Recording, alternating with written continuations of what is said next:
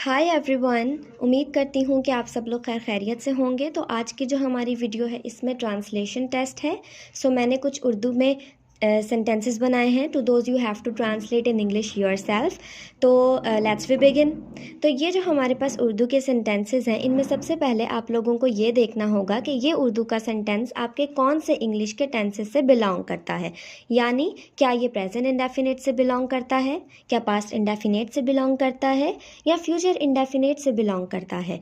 तो यानी मैंने ये सारी चीज़ें वैसे भी आप लोगों को इन द प्रीवियस वीडियोस समझाई हुई हैं। So if you have not watch them yet so go and check that all out.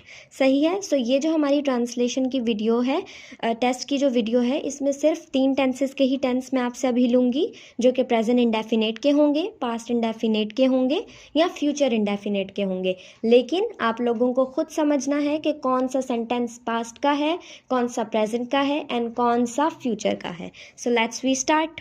सबसे पहला हमारा सेंटेंस है, वो अपने घर में पतंगों को नहीं उड़ाता है। वो अपनी बीमारी में नुकसानदेह चीज़ों से परहेज नहीं करता है। मैथ की टीचर प्रॉब्लम्स को अच्छे से नहीं समझाती थीं। वो हमेशा बुरे काम करता था।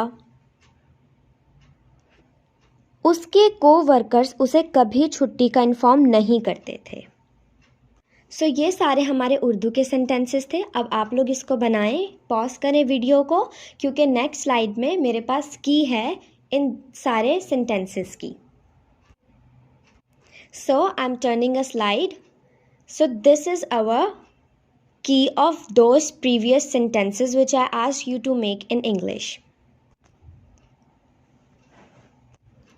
सबसे पहला हमारे पास है, He does not fly kites in his house. He does not avoid harmful things when he is ill. Sentences को बनाने के मुख्तलिफ तरीके होते हैं। जब भी हमने यहाँ पर when का इस्तेमाल किया है कि he does not avoid harmful things, वो नुकसानदेह चीज़ों को अवॉइड नहीं करता है जब वो बीमार होता है। और ऊपर वाले सेंटेंस में हमने यही बनाया था कि वो अपनी बीमारी में नुकसानदेह चीज़ों से परहेज नहीं करता है। There are different ways to translate the sentences. ठीक है। Maths teacher did not teach problems clearly. He always committed bad things. क्योंकि ये हमारा पास्ट का सेंटेंस था। His co-workers never informed him about the holiday. Let's we move forward.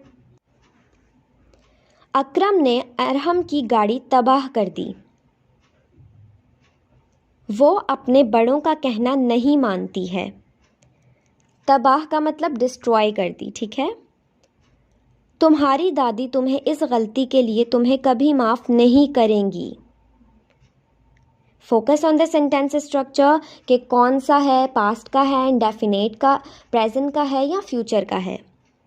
उसके husband ने उसकी बात सुने बगैर उस पर इल्ज़ाम लगाया।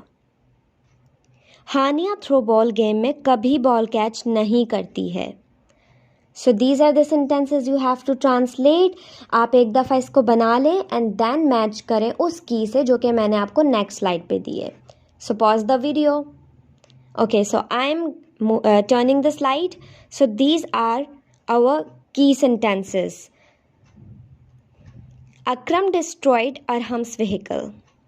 She does not obey her elders. Your grandmother will never forgive you for this mistake. Her husband accused her without listening to her. Hania never catches a ball in throwball game. Match your sentences with this key. Let's we move forward. वो अपने दोस्तों के साथ उनकी मुश्किल में कभी खड़ा नहीं होता है। भाई अपनी बहन को कभी तंग करना नहीं छोड़ेंगे। वो अपनी दुश्मन की कॉल कभी नहीं उठाएगी। अमजद घर तामीर नहीं करवाएगा। वो सुकून से कभी नहीं बैठेगी। Pause the video and translate the sentences. Let's we turn the slide. Let's we move toward the next page, and that is our key here. He never stands with his friends when they are in trouble. Like हम लोग खड़ा नहीं होता है, हम लोग English में भी स्टैंड का ही इस्तेमाल कर सकते हैं. ये आपको उसी का सेंस देता है कि वो कभी उनकी मुश्किल में काम नहीं आता है या कभी उनके साथ खड़ा नहीं होता है. Brothers will never stop teasing their sisters. She will never receive her enemy's call. Amjad will not get his house constructed.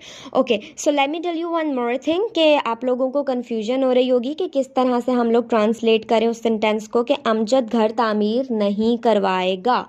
सो तामीर करवाना ये एक हमारे पास क्लॉज होता है कि वो तामीर नहीं करवाएगा. सो अगर आप लोग ये वाला क्लॉज सीखना चाहते हैं तो tell me in the comment section below, क्योंकि इसके लिए 3 वेज होते हैं जिसका हम इस्तेमाल कर सकते हैं.